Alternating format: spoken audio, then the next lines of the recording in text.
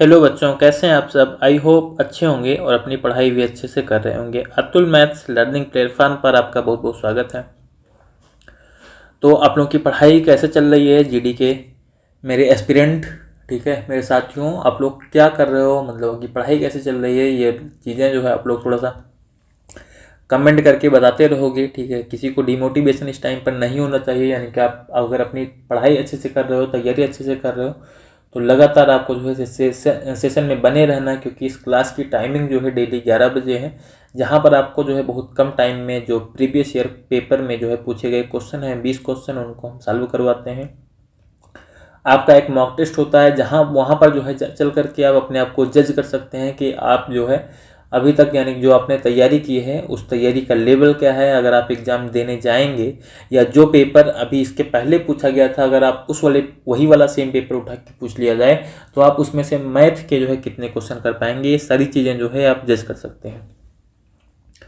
तो इस वाले सेशन को जितने भी लोग देख रहे हैं वो लोग जो है, अगर पॉसिबल हो तो सेशन को शेयर कर दें थोड़ा सा, और बाकी चैनल को जो है सब्सक्राइब वगैरह अगर करना है तो कर लें, नहीं तो बाकी आप अपनी पढ़ाई तो करते ही रहिए, ठीक है।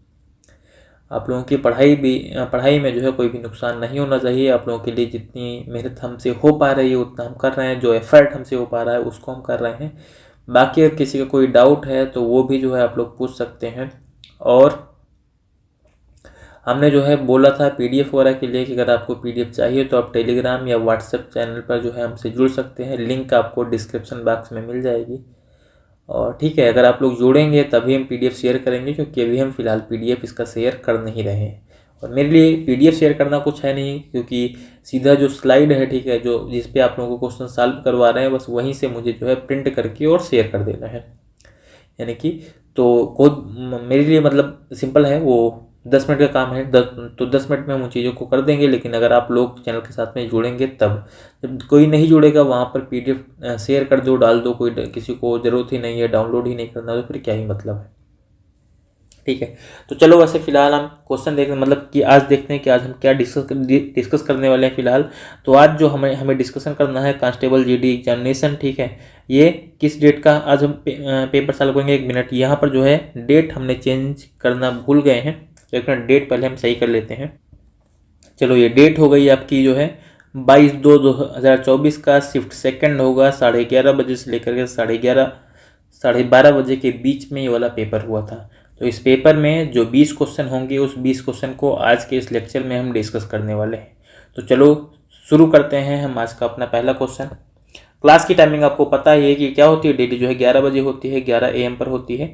तो आप लोग जो है क्लास में आना ना भूलें। जिसको भी टॉपिक वाइज पढ़ना है तो 10 AM पर जो है क्लास होती है, उसमें जो है हम क्वेश्चन टॉपिक वाइज क्वेश्चन कर रहे हैं, तो उस वाली क्लास को भी आप लोग ज्वाइन करना ना भूलें। अब यहाँ पर जो हमारा पहला क्वेश्चन है, ये यहाँ पर दिया गया, कह रहा है एक व्यक्ति ने एक मतलब 1 रुपये में 20 पेन की दर से कुछ पेन खरीदे और उन्हें जो है 1 रुपये में 15 पेन की दर से बेच दिया। लाभ प्रतिशत कितना है ये हमें बताना है। सीधा सा है कि वो 1 रुपये में कितना पेन खरीद रहा है, 20 पेन खरीद रहा है। उसके बाद में उसको कुछ परसेंट पर बेच रहा है, कितने परसेंट पर बेच रहा है हमें नहीं पता, हम मान लेते हैं X% पर उसको बेच रहा है। और बेचने पर क्या होगा, उसको 1 रुपये में कितने पेन बिकेंगे, 1 रुपये में 15 पेन बिकेंगे। तो इसके हमने बराबर कर दिया। इसी को जरा सॉल्व कर लेंगे। जब पूरे को सॉल्व करेंगे हम तो x बराबर कितना हो जाएगा, 20 का 100 से गुणा होगा, मतलब ये हो जाएगा 2000। और बटे कितना कितना बन जाएगा हमारा, बटे में बन जाएगा 15। 5 से इसको काट दो तो 5 या 15 और 5 चौक 20 आता है, मतलब 400 हो जाएगा। 400 को अगर आप 3 से सॉल्व करोगे, 3 1 के 3 होगा, उसके अंदर 20 हो जाएगा, सॉरी 10 होगा, तो 3 त्रिक का 9 हो जाएगा। फिर से 10 तो 3 त्रिक का 9, दशमलव बाद में भी 3 3 आता रहेगा, मतलब कि इतने परसेंट में वो बेचेगा। एक्स का मान कितना गया, 133.33% में बेचेगा वो। तो इसमें से भी क्या होगा, 100% तो उसका क्रय मूल्य ही होता है ना, किसी भी चीज़ का क्रय मूल्य कितना होता है, 100%। 100% क्रय मूल्य होता है तो 100% से कितना ज़्यादा है, 33.33% ज़्यादा है। जितना परसेंट ज़्यादा है वही क्या हो जाएगा, हमारा लाभ प्रतिशत हो जाएगा, मतलब चौथा ऑप्शन इसका हमारा आंसर है। चलो दूसरा क्वेश्चन देखते हैं इसके बाद में हम।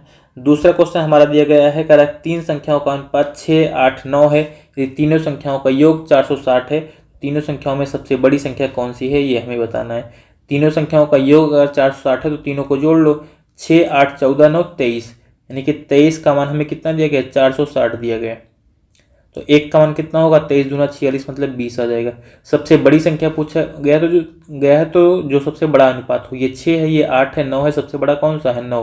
हमसे 9 का मान पूछा गया, 1 का मान 20, तो 9 का मान कितना होगा, 9 दूनी 18, ये भी क्या हो जाएगा 20 गुना हो जाएगा, 9 दूनी 18 मतलब 180 हो जाएगा। 180 हमारा आंसर होगा, 180 हमें दूसरे ऑप्शन में दिया गया है। इसके बाद में अगला क्वेश्चन देखते हैं 3 नंबर का। 3 नंबर क्वेश्चन हमें यहाँ पर दिया गया है, कह रहा है कि S1 और S2 द्वारा प्राप्त अंकों का औसत S2 और S3 द्वारा प्राप्त अंकों के औसत से 35 अधिक है। यदि S3 द्वारा प्राप्त अंक 75 हैं तो S1 द्वारा प्राप्त अंक कितने हैं, ये हमें बताना है। जो कह रहा है S1 और S2 द्वारा जो अंक मिलेंगे, जो औसत अंक मिलेंगे वो क्या है, 35 ज़्यादा है किससे, S2 और S3 से, यानी कि S2 और S3 से जो है 35 ज़्यादा है। तो S2 और S3 का जो औसत है, मान लो x है, तो इन दोनों का योग कितना हो जाएगा, 2x हो जाएगा, क्योंकि 2 लोग हैं। तो इनका औसत कितना होगा, इनका औसत कह रहा है कि इनके औसत से कितना ज़्यादा होगा, 35 ज़्यादा होगा, मतलब इन दोनों का औसत कितना होगा, x + 35 हो जाएगा, x + 35 हो जाएगा, ये औसत होगा। इनका योग कितना होगा, फिर इसे औसत में 2 से गुणा कर देंगे, 2 से गुणा कर देंगे तो हमें क्या मिल जाएगा, योग मिल जाएगा। अब यहाँ पर हमें मिल गया, और अब हमसे यहाँ पर क्या बोला गया, कह रहा है कि S3 द्वारा जो प्राप्त अंक है वो 75 है। S3 को 75 नंबर मिले हैं, तो पहले इसको जरा सॉल्व करो। देखो ये क्या हो जाएगा, S1 + S2 बराबर क्या हो जाएगा, 2x + 70, 2x + 70 हो जाएगा। अब देखो हमें पता है कि 2x का मान क्या है, 2x बराबर S2 + S3 है, तो यहाँ पर जो 2x है इसकी जगह पर, जो 2x दिख रहा है इसकी जगह पर क्या रख लेंगे हम, S2 + S3 रख लेंगे। तो हो जाएगा S1 + S2 बराबर हो जाएगा S2 + S3 और प्लस 70। अब देखो यहाँ पर जो है कुछ कट रहा है, उसको काट दो। देखो S2 दोनों तरफ है, ये कट जाएगा क्योंकि दोनों पॉजिटिव है, इधर लाएंगे तो निगेटिव बनेगा। अब ये S1 बराबर क्या हो जाएगा, S3 + 70, और S3 का नंबर कितना है 75, तो यहाँ पर लिख दो 75 S3 की जगह पर और प्लस 70 कर लो। 75 और 70 जोड़ेंगे 7 7 14 और 5 145 हो जाएगा, 145 हो जाएगा। यही हमारा आंसर होगा, चौथे ऑप्शन में हमको ये दिया गया है। अगला इसके बाद में हम क्वेश्चन देखते हैं 4 नंबर का। 4 नंबर क्वेश्चन हमें दिया गया, कह रहा है कि एक नाव जो है एक समान चाल से 54 किलोमीटर की दूरी तय करती है। यदि नाव की चाल में 3 किलोमीटर प्रति घंटा की वृद्धि कर दी जाए तो समान दूरी तय करने में उसे 3 घंटे कम लगेंगे। नाव की मूल चाल कितनी है, ये हमें बताना है। यानी कि दूरी हमारी कितनी है, 54 किलोमीटर। तो इस 54 किलोमीटर को जो है अगर नाव कोई जो है x की चाल से तय कर रही है तो कुछ समय लगेगा, तो दूरी बटे चाल जो है समय हो गया। और एक बार क्या करेगा, इसी 54 किलोमीटर की दूरी को ये नाव x + 3 मतलब 3 किलोमीटर वृद्धि कर दिया हमने, तब जो है तय करेगी, तब भी यहाँ पर कुछ समय लगेगा। इस चाल से तय करेगी तब भी कुछ समय लगेगा। और करा इन दोनों जो टाइम है इनका डिफरेंस कितना है, 3 घंटे का, 3 घंटे का। इसको अब सॉल्व करोगे तो यहाँ से 54 कॉमन कर लो। 54 अगर यहाँ से आप कॉमन कर लोगे, देखो यहाँ पर अंदर में बचे क्या है, यहाँ पर 1/x होगा, यहाँ पर 1/x + 3 होगा। तिरछा गुणा कर दो, यहाँ पर ये हो जाएगा x + 3 और माइनस हो जाएगा x, और नीचे क्या होगा, x × x + 3 हो जाएगा,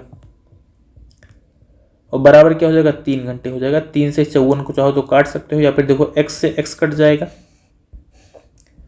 और बाकी इस वाले 3 से जो है, इस वाले 3 से ये वाला 3 भी काट सकते हो, इधर 1 बचेगा। इधर हो गया 54, और इधर क्या होगा, x × x + 3 को 1 से गुणा करवा दो, ये हो जाएगा x × x + 3। हमसे क्या पूछा गया है, मूल चाल पूछी गई। मूल चाल कौन सी है, x है, मतलब x का मान हमसे पूछा गया। अब 2 संख्याएं ऐसी रखो जिनको गुणा करने पर हमें 54 मिलता हो और इन दोनों के साथ में फिट भी बैठती हो। तो देखो अगर इसकी जगह पर हम 9 रख लें, पेन का कलर चेंज करते हैं फिर बताते हैं। देखो अगर इस x + 3 इस पूरे की जगह पर अगर हम 9 रख लें, और इसकी जगह पर अगर हम यहाँ पर क्या रख दें, 6 रख दें, दोनों को गुणा करेंगे तो हमें क्या मिलेगा, 54 ही तो मिलेगा भाई, 54 मिलेगा। और जरा देखो अगर x की जगह पर 6 है तो यहाँ पर x + 3 कितना आ गया, यानी कि x + 3 है, 6 + 3 क्या मिलेगा, 9 ही तो मिलेगा। तो ये पूरी तरीके से सेटिस्फाई कर रहा है, मतलब हमसे मूल चाल पूछी गई। मूल चाल क्या हो जाएगी, 6 किलोमीटर प्रति घंटा, क्योंकि x ही मूल चाल है।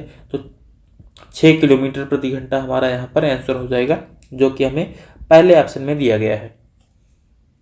चलो इसके बाद में फिर अगला क्वेश्चन देखते हैं 5 नंबर का। 5 नंबर हमारा यहाँ पर क्वेश्चन है, कह रहा है किसी वस्तु पर 10% की छूट प्रदान करने के बाद भी 10% का लाभ होता है। यदि कोई छूट ना दी जाए तो लाभ प्रतिशत कितना होगा, ये हमें बताना है।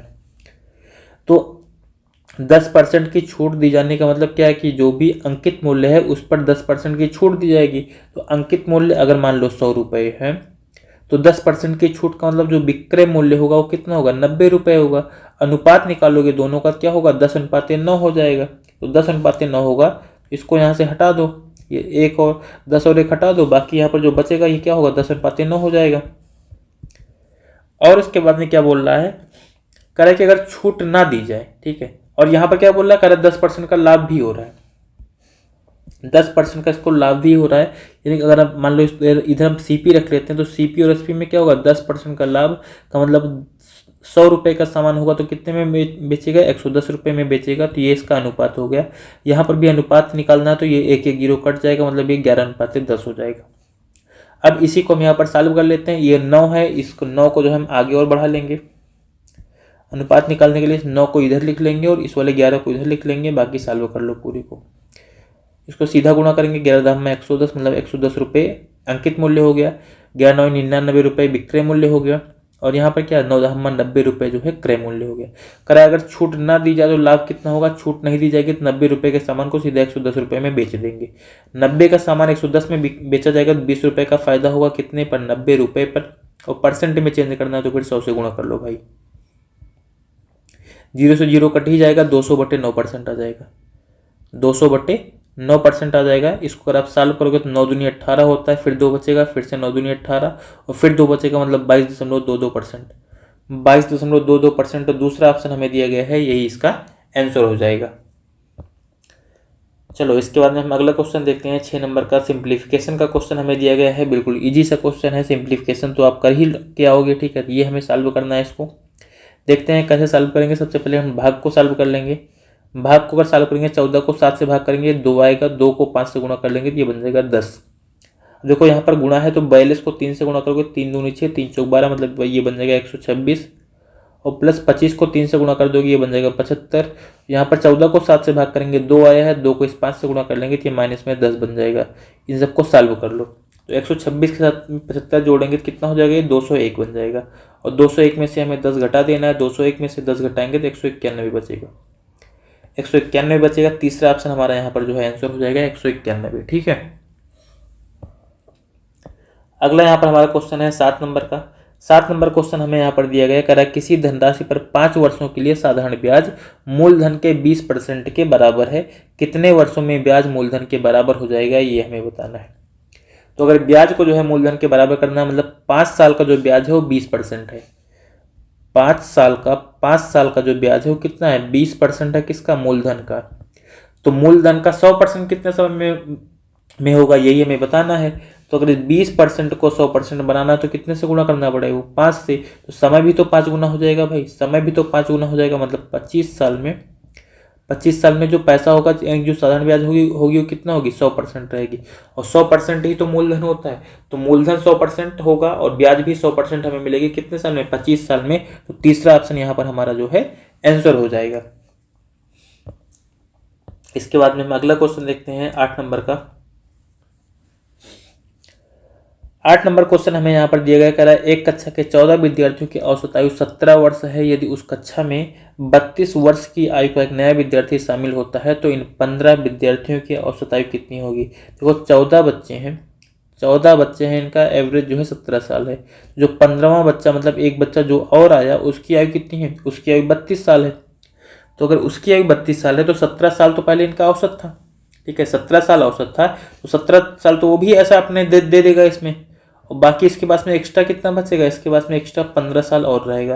तो 15 साल क्या करेगा, खुद को लेकर के बाकी 14 बच्चों में एक साल बांट देगा, मतलब 15 बच्चों में ये वाला पैसा जो है इसके पास एक्स्ट्रा एज है उसको बांटेगा।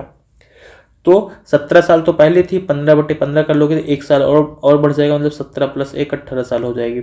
18 साल जो है यहाँ पर इनकी औसत आयु जो है हो जाएगी, ठीक है। तो यहाँ पर कौन सा ऑप्शन होगा, चौथा ऑप्शन हमारा जो है आंसर हो जाएगा।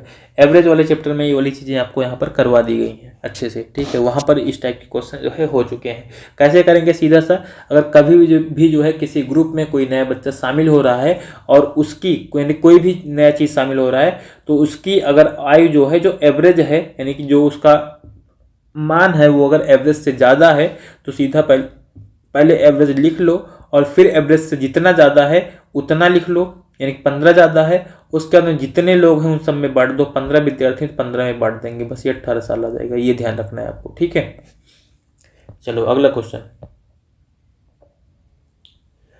अगला हमारा 9 नंबर का क्वेश्चन है। यहाँ पर कह रहा है किसी धनराशि पर 8 वर्षों के लिए 10% वार्षिक दर से साधारण ब्याज 8,000 रुपये है, उसी धनराशि पर 3 वर्षों के लिए 10% वार्षिक की दर से वार्षिक रूप से संयोजित चक्रवृद्धि ब्याज कितना होगा, ये हमें बताना है। यानी कि यहाँ से पहले हमें मूलधन निकालना होगा। तो देखो मूलधन हमें नहीं पता, हम पी मान लेते हैं। मूलधन और गुणे दर कितना है, 10% है। समय कितना है, 8 साल है, वो बटे क्या हो जाएगा, 100 हो जाएगा।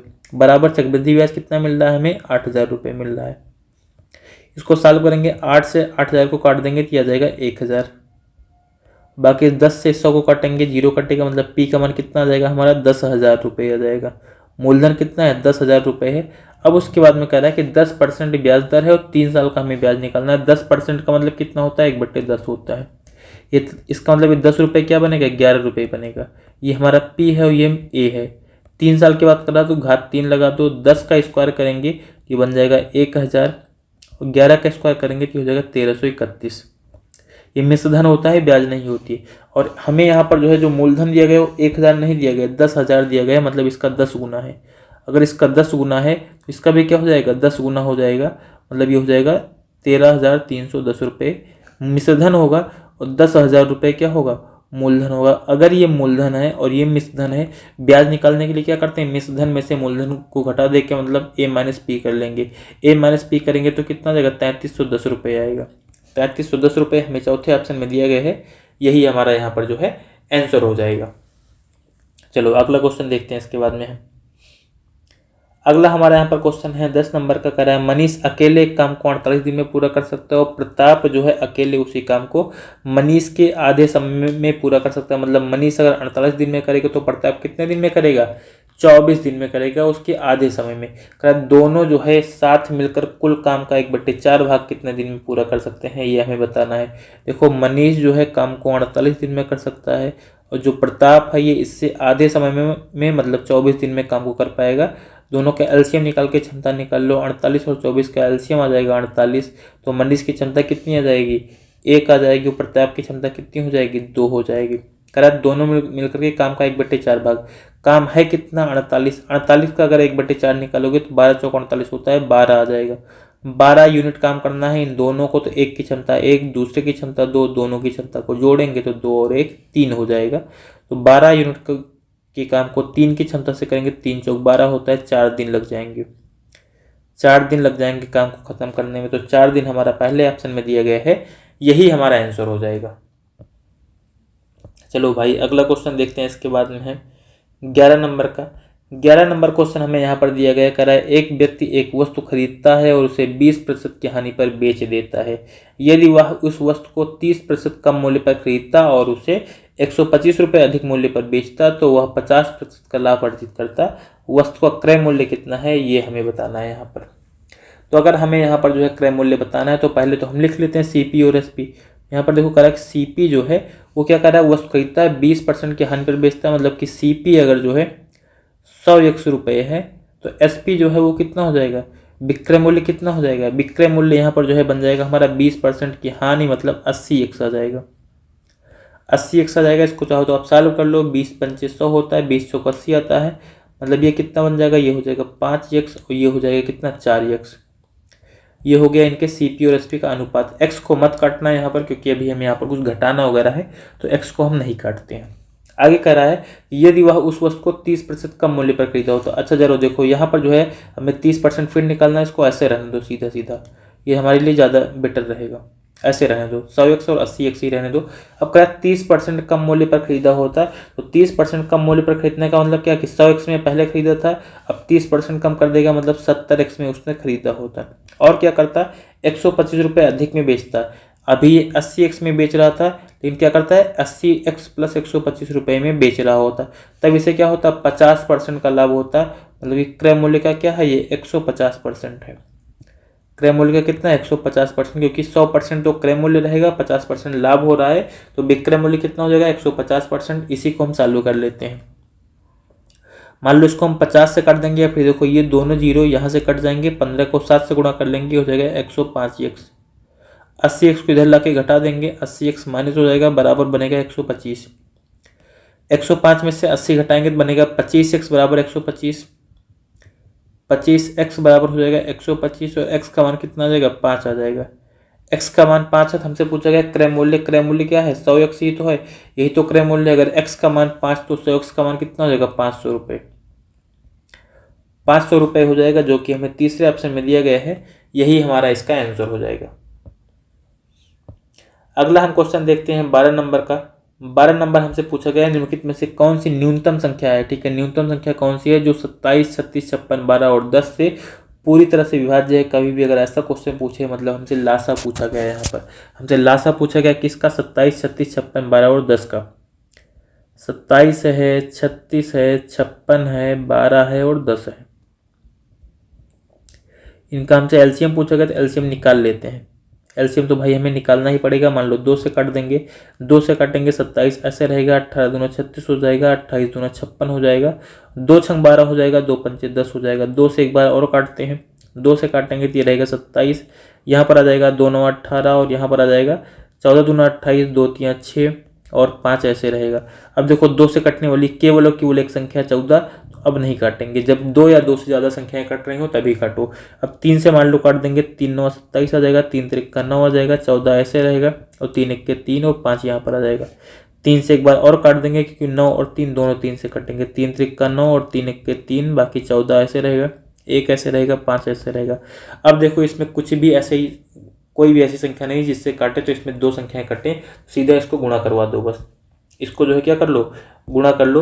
2 दूनी 4 3 12 3 36, तो ये हो जाएगा 36। यहाँ पर 3 से भी गुणा कर लो, ये हो जाएगा 108। या फिर जो है, या फिर चलो लिख लेते हैं 3 और बाकी यहाँ पर क्या 1 से गुणा करने का कोई मतलब नहीं, तो 14 और 5 लिख लो बस, 14 गुणे 5। 36 को 3 से गुणा कर दोगे ये हो जाएगा 108, 14 को 5 से गुणा करेंगे बन जाएगा 70, 70 को और गुणा कर लो 0 7 8 56 और 7 1 के 7 मतलब 75 60 हमारा आंसर आ जाएगा। 75 60 हमें पहले ऑप्शन में दिया गया है। ठीक है, तो एलसीएम हमें निकालना था, हमने एलसीएम निकाल लिया है। अगला हमारा यहाँ पर क्वेश्चन है, कह रहा है 48 सेंटीमीटर त्रिज्या वाले एक अर्धगोले को पिघलाकर 8 सेंटीमीटर त्रिज्या वाली कितनी गोलाकार गेंदें बनाई जा सकती हैं, ये हमें बताना है। तो कभी भी अगर एक चीज को पिघला के दूसरा चीज बनाया जाता है तो हमें क्या करना होता है, उन दोनों चीजों के आयतन को बराबर कर देना होता है। तो अर्धगोला है जिसकी त्रिज्या 48 सेंटीमीटर है, तो अर्धगोले का आयतन क्या होता है 2/3 पाई आर क्यूब होता है, 2/3 पाई और आर क्यूब। आर कितना है 48 सेंटीमीटर, त्रिज्या ही है ये, व्यास नहीं है। ध्यान रखना, व्यास दिया गया होगा तो आधा करेंगे, लेकिन ये त्रिज्या है, इसका क्यूब करना है, मतलब 48 का क्यूब करने का मतलब क्या है 48 को 3 बार लिख लो, 48 गुणे 48 गुणे 48 और बराबर क्या हो जाएगा। करा गेंदे बनाई जा रही हैं, कितनी गेंदे हैं हमें नहीं पता था। हम मान सबसे पहले ये 8 सेंटीमीटर त्रिज्या वाली गेंदे हैं, तो गेंद कैसी होंगी, गोलाकार होंगी, मतलब गोले का आयतन लगाना पड़ेगा। और गोले के आयतन का फार्मूला क्या होता है 2/3 पाई आर क्यूब होता है, 2/3 पाई। और आर का मान कितना है यहाँ पर 8 सेंटीमीटर त्रिज्या, यहाँ पर भी व्यास नहीं दिया गया है, तो 8 को यहाँ पर भी जो है 3 बार गुणा कर लेंगे। और कितनी गेंदें बन रही ये हमें नहीं पता था, मान लेते हैं n गेंदें बन रही, n से और गुणा करेंगे क्योंकि ये छोटी छोटी गेंदें हैं। इसको सॉल्व करेंगे, देखो बटे का 3 और पाई बटे का 3, सॉरी यहाँ पर 2/3 नहीं होगा, यहाँ पर 4/3 आएगा। जो गेंद का आयतन, एक पूरी गेंद का आयतन होता है 4/3 पाई आर क्यूब होता है, 4 आएगा। ये बटे का 3 और पाई तो कैंसिल हो जाएगा। बाकी यहाँ पर जो बच रहा है इसको सॉल्व कर लो। देखो उसको मान लो हम काट देंगे 4 से काटते हैं, या फिर मान लो चलो देखो 8 से पहले काटते हैं, 8 से काट देंगे 48 को, तो 8 से 48 आ जाएगा। इस अगले 8 से अगले 48 को काट देंगे 6 बार में, इस वाले 8 से अगले 48 को काट देंगे 6 बार में। बाकी 4 को भी काट लो, देखो 2 से काटेंगे 2 1 के 2 और 2 दूनी 4, इस 2 से इस पीछे वाले 6 को काट देते हैं, 3 आ जाएगा। बाकी गुणा कर लो 6 छंग 36, 36 को यहाँ पर 3 से गुणा करेंगे 108 आएगा। इधर क्या बच रहा है, इधर केवल n बच रहा है, तो n का मान कितना आ गया 108, यानी कि 108 गेंदें जो है बनाई जाएंगी 8 सेंटीमीटर त्रिज्या वाली। ठीक है, तो ये है हमारा जो है आंसर हो जाएगा। अगला हमारा 14 नंबर का क्वेश्चन है। यहाँ पर हमसे कह रहा है कि m के किस मान के लिए जो है ये जो संख्या है ये 9 से विभाज्य है। 9 से विभाज्यता का नियम आपको पता होना चाहिए कि अगर कोई संख्या 9 से विभाजित होती है तो उसके अंकों का योग हमेशा 9 से कट जाना चाहिए। तो अंकों का योग जरा करो, तो 5 के साथ में 8 जोड़ेंगे, 5 8 13, 13 5 18, 2 20, 4 24, ये कितना बन रहा है 24 बन रहा है। और साथ में m है तो प्लस m कर लो, अब ये किससे कटना चाहिए, 9 से कटना चाहिए। देखो m की जगह पर अगर ये वाला पहले वाला 7 रखेंगे तो 24 और 7 31 हो जाएगा। 31 9 से नहीं कटता, मतलब पहला ऑप्शन नहीं होगा हमारा। 2 रखेंगे तो 24 और 2 26, 26 भी 9 से नहीं कटता है, दूसरा ऑप्शन भी नहीं होगा। अगर 8 रखेंगे 24 और 8 32 होगा, 32 भी 9 से नहीं कटता है, तीसरा ऑप्शन भी नहीं होगा। अगर 3 रखेंगे 24 और 3 27, 27 जो है 9 से कटता है 3 बार में, तो ये तीसरा ऑप्शन हमारा जो चौथा ऑप्शन जो है हमारा जो 3 दिया गया है, तीसरा ऑप्शन नहीं चौथा ऑप्शन, यानी कि हमारी जो संख्या 3 है वो आंसर हो जाएगी। यानी कि m बराबर कितना रखेंगे, हम 3 रखेंगे। m बराबर 3 रखेंगे तभी क्या होगी, ये वाली संख्या हमारी कटेगी। ठीक है, तो और अगर मान लो यहाँ पर आपको ऑप्शन से नहीं चेक करना है तो सबसे पहले आप 0 चेक कर लो, फिर 1, फिर 2, फिर 3, ऐसे ऐसे चेक करते जाओगे, जिस पर कट जाए वही हमारा आंसर हो जाएगा। और m जो है एक अंक की संख्या है, तो यहाँ पर जो है 11 12 14 रखो, 14 जो है नहीं रखोगे, केवल 0 से लेकर के 9 तक रखोगे बस। चलो इसके बाद में हम अगला क्वेश्चन देखते हैं। अगला हमारा क्वेश्चन है 15 नंबर का।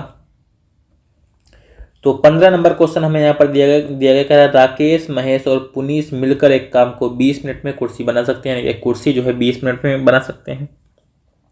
राकेश और महेश मिलकर उसे ही 25 मिनट में बना सकते हैं, तो पुनीश अकेले जो है इस कुर्सी को बनाने में कितना समय लेगा, या पुनीश को अकेले कुर्सी बनाने में कितना समय लगेगा, ये हमें बताना है। तो हमसे बोला गया राकेश है, महेश है और पुनीश है, ये तीनों मिलकर के काम को करते हैं, तो काम को करने में 20 मिनट का समय लगता है। राकेश और महेश अगर ये 2 लोग काम को करते हैं तो काम को करने में 25 मिनट का समय लगता है। तो इन दोनों का हम एलसीएम निकालते हैं, 20 और 25 का एलसीएम आएगा 100, और इनका एलसीएम 100 आ गया तो इन तीनों की क्षमता कितनी आएगी, 100 को 20 से भाग कर दो 5 आ जाएगा, और इन दोनों की क्षमता कितनी आएगी, 100 को 25 से भाग कर दो 4 आ जाएगा। मतलब हमें राकेश और महेश की क्षमता कितनी मिल गई, 4, और राकेश महेश और जो पुनीश है इन तीनों की क्षमता कितनी है, 5। तो अगर इसकी जगह पर 4 है, इन दोनों की जगह पर अगर यहाँ पर 4 है, तो इस पी का मान कितना आएगा, 1 होगा। पुनीश की क्षमता कितनी होगी, 1 ही तो आएगी। अगर 1 आ गई और काम पूरा कितना है, 100 यूनिट का काम है, इसको 1 की क्षमता से करेगा तो कितना दिन लगेगा, 100 दिन। दिन नहीं, यहाँ पर घंटे लगेंगे, क्योंकि घंटे नहीं, मिनट, कि सब मिनट में दिया गया तो ये भी हमारा मिनट में आएगा, तो ये हमारा 100 मिनट आ जाएगा। मतलब एक पुनीश जो है काम को करने में कितना समय लगेगा, 100 मिनट का समय लगेगा। तीसरा ऑप्शन जो हमें दिया गया है यही हमारा आंसर हो जाएगा। चलो भाई, इसके बाद में हम अगला क्वेश्चन देखते हैं 16 नंबर का। धीरे धीरे हम अपने लास्ट क्वेश्चन की तरफ बढ़ रहे हैं।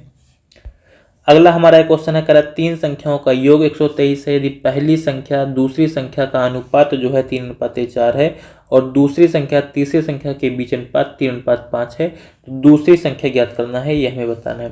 जो कह रहा है कि पहली संख्या है, दूसरी संख्या है और तीसरी संख्या है, इनके बीच में हमें कुछ अनुपात दिए गए। अनुपात क्या है, कह रहा है पहली और दूसरी का अनुपात 3:4 है, मतलब पहली संख्या 3 अनुपात में, दूसरी संख्या 4 अनुपात में, ये दिया गया है। और हमें क्या दिया गया है, कह रहा है कि दूसरी और तीसरी का अनुपात जो है 3:5 है, दूसरी संख्या 3 है तो तीसरी संख्या क्या होगी, 5 होगी, ये हमें दिया गया है। अब इन तीनों का हम अनुपात निकालते हैं, तो तीनों का अनुपात निकालने के लिए 4 को यहाँ बढ़ा लेंगे, इस वाले 3 को इधर बढ़ा लेंगे, तो यह आ जाएगा 3 यहाँ पर। इसको ऐसे सीधा गुणा कर लो, 3 को 3 से गुणा कर देंगे 9 हो जाएगा, 4 को 3 से गुणा कर देंगे 12, और 4 को 5 से गुणा कर देंगे तो 20। तीनों संख्याओं का अनुपात क्या है, 9, 12 और 20 है। अब अगर इन सबको जोड़ेंगे तो हम 20 और 10 30, 2 32, और 32 के साथ में अगर हम 9 जोड़ लेंगे तो कितना आ जाएगा, 41 आ जाएगा।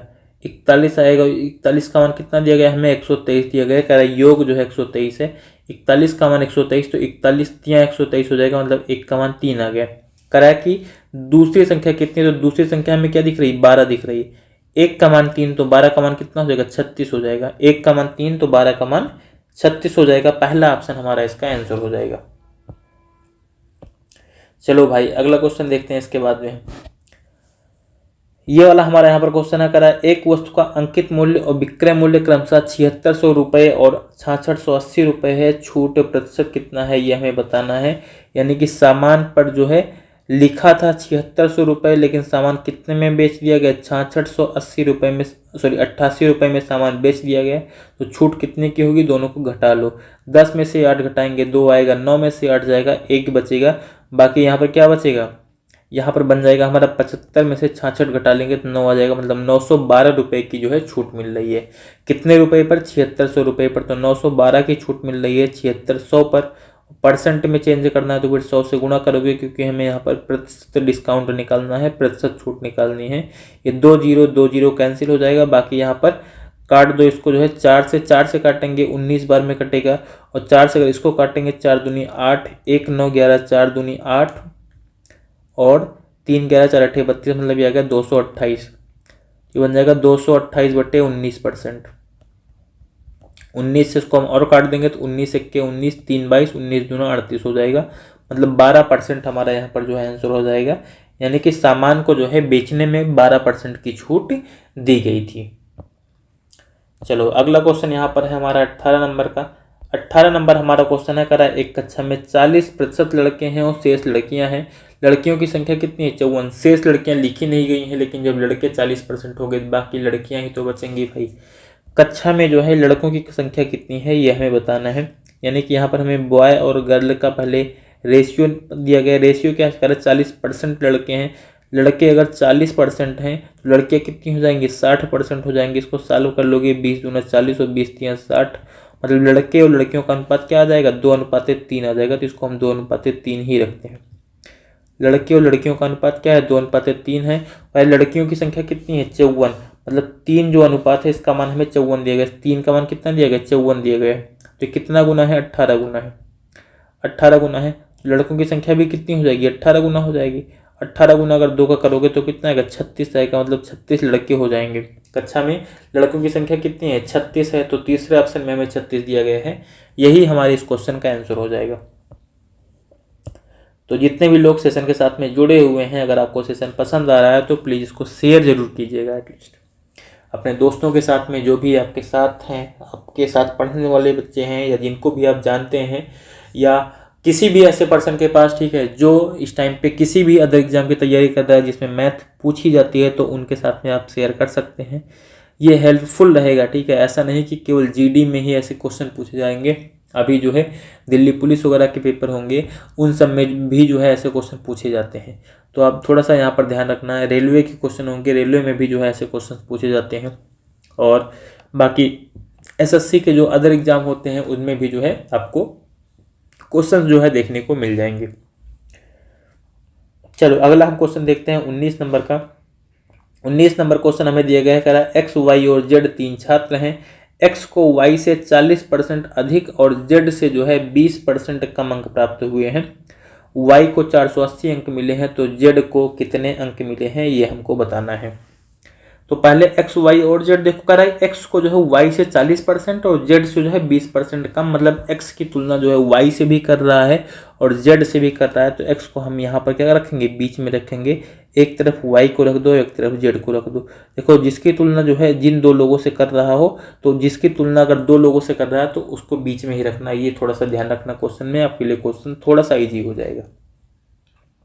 अब यहाँ पर करा कि x जो है y से 40% अधिक है, ठीक है। x को y से 40% अधिक और z से जो है 20% कम अंक प्राप्त हुए हैं, ये हमें बताना, ये हमें दिया गया है। तो x का अंक कितना है? y से 40% ज़्यादा है, यानी कि y का नंबर अगर 100 होगा तो x का नंबर कितना होगा? 40% ज़्यादा, मतलब 140 हो जाएगा। अनुपात निकालोगे 20 पंचे 100 होता है, 20 सत्ते 140 होता है, मतलब y और x का अनुपात क्या हो जाएगा? 5:7 हो जाएगा। कि ये 100 था, ये 140 था। और क्या दूसरा हमें क्या दिया गया है? दूसरा हमें ये दिया गया है, कह रहा है एक्स का ही जो नंबर है वो जेड से 20% कम भी है। तो जेड का नंबर अगर 100 हो जाएगा तो एक्स का नंबर कितना होगा? 20% कम, मतलब 80 हो जाएगा। 20 से इसको काटोगे, 20 चौक 80, 20 पंचे 100, मतलब यहाँ पर क्या आएगा? 4 आएगा, यहाँ पर क्या आ जाएगा? 5 आ जाएगा। ये इनका अनुपात हो गया। अब अगर इन तीनों का हमें एक साथ में अनुपात निकालना है तो 7 को इधर लिख लो, इस 4 को इधर लिख दो और बाकी सीधा इनको गुणा कर लो। 5 को 4 से गुणा करेंगे 20 आएगा, 7 को 4 से गुणा करेंगे 28 आएगा, 7 को 5 से गुणा करेंगे 35 आएगा। मतलब ये वाई एक्स और जेड का रेशियो है।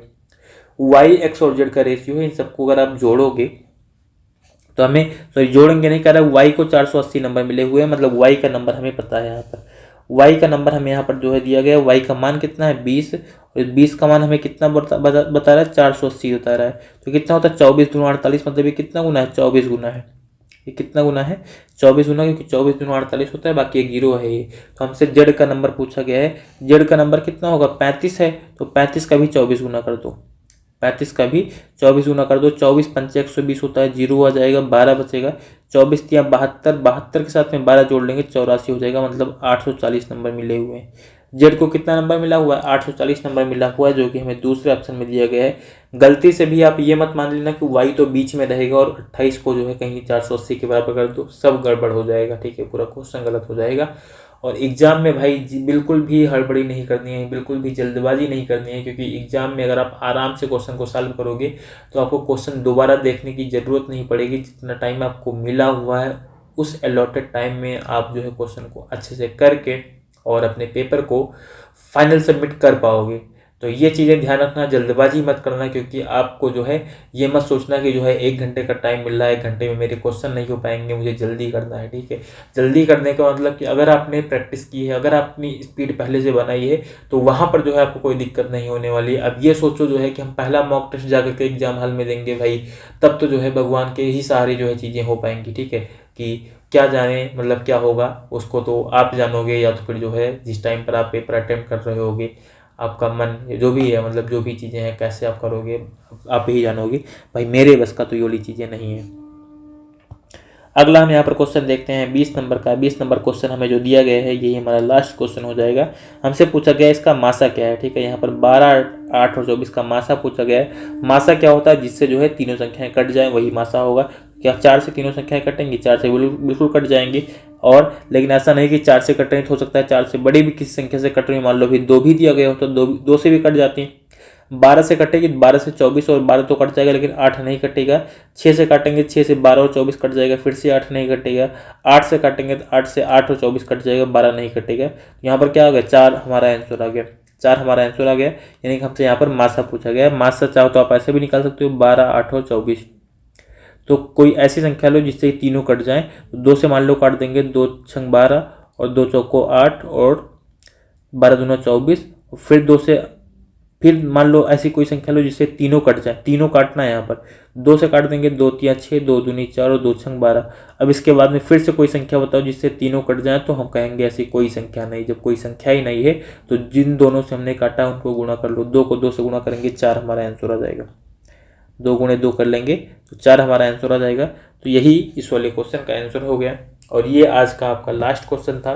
22 तारीख का हमने सेकेंड शिफ्ट आज डिस्कस किया है, और इसके साथ में आपके जो है कितने सेट हो जाएंगे, मुझे लग रहा है 4, 4, 8 और 2, 10। ये 10वां सेट होगा मुझे जहाँ तक याद है। और अगर कहीं पर मिस्टेक हो रहा होगा तो मतलब मिस्टेक का मतलब जो है आपका सेट जोड़ने में कि हाँ 10वां ही है या कौन सा है तो नंबर। तो वैसे फ़िलहाल मुझे याद है कि 10वां सेट है। तो आप लोग अपनी शिद्दत के साथ में जो है पढ़ाई करते रहो, बिल्कुल भी मेहनत जो है करते रहो, क्योंकि लास्ट टाइम है, इसमें चूकना नहीं है, बिल्कुल लास्ट मिनट का रिवीजन है। तो क्लास को किसी भी दिन मिस नहीं करना है। डेली आपको क्लास में आना है और प्रैक्टिस करते रहना है। जितना भी टाइम आपको मिल रहा है घर पे, पूरा का पूरा टाइम इस टाइम पर प्रैक्टिस में लगाओ, मेहनत करो, क्योंकि मेहनत नहीं करोगे तो बाद में पछताओगे, और बाद में पछताने से कोई फ़ायदा नहीं है। टाइम अगर एक बार बर्बाद कर दोगे तो वो वाला टाइम जो है आपको दोबारा नहीं मिलने वाला। ये वैकेंसी जो आई है अगली बार कब देखने को मिलेगी, यानी कितने टाइम के बाद में आएगी। मान लो 1 ही साल बाद आएगी, लेकिन 1 साल में जो आपका टाइम बर्बाद हो जाएगा दोबारा नहीं मिलेगा। तो इसीलिए जितनी मेहनत आप कर सकते हो उतनी मेहनत कर लो। और क्योंकि एक लिमिटेड टाइम का है, ठीक है, उसके बाद पेपर हो जाएंगे। पेपर हो जाने के बाद अगर आपका एग्ज़ाम अच्छा हो जाता है, एग्ज़ाम क्वालिफाई हो जाता है, फिर आपको कोई पढ़ने के लिए नहीं बोलेगा। यहाँ तक कि आपके घर वाले भी नहीं बोलेंगे कि पढ़ लो, क्योंकि उसके बाद में आपकी ख्वाहिश है कि आप अगर पढ़ना चाहते हो, उसके अलावा भी कुछ और करना चाहते हो तो आप पढ़ो, नहीं मन है तो मत पढ़ो, ठीक है। तो चलो आज की क्लास को हम यहीं पर एंड करते हैं। क्लास की टाइमिंग जो है डेली 11 बजे होती है। टॉपिक वाइज क्लास 10 बजे चल रही है। और जितने भी बच्चों को आप शेयर कर सकते हो इस वाली क्लासेस, उनके पास में ज़रूर शेयर कीजिए। Thank you and all the best.